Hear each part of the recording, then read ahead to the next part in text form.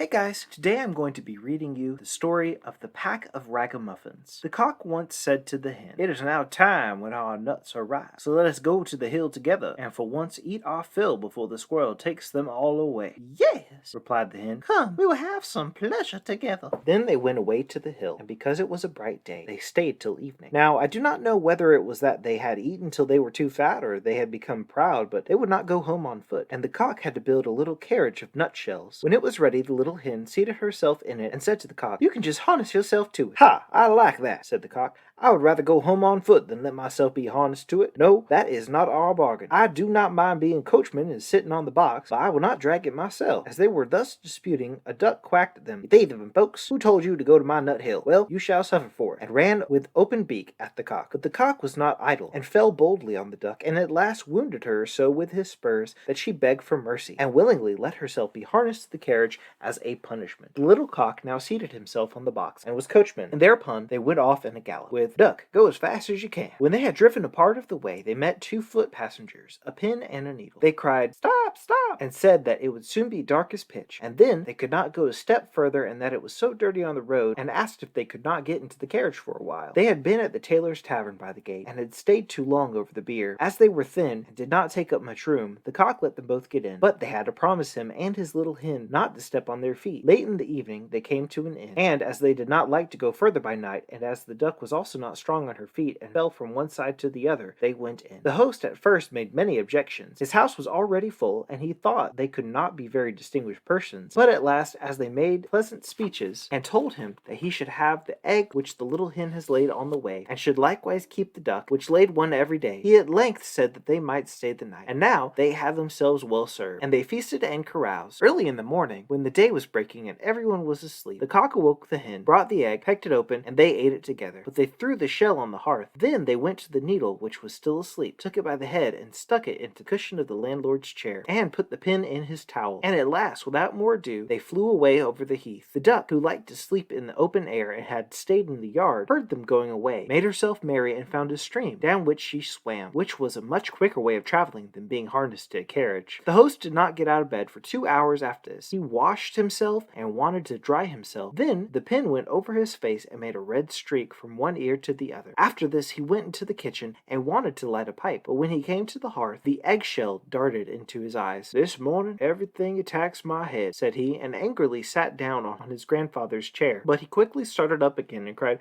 "Woe is me!" for the needle had pricked him still worse than the pin, and not in the head. Now he was thoroughly angry, and suspected the guests who had come so late the night before, and when he went and looked about for them, they were gone. Then he made a vow to take no more ragamuffins into his house, for they consume much, pay for nothing, and play mischievous tricks as thanks. The end.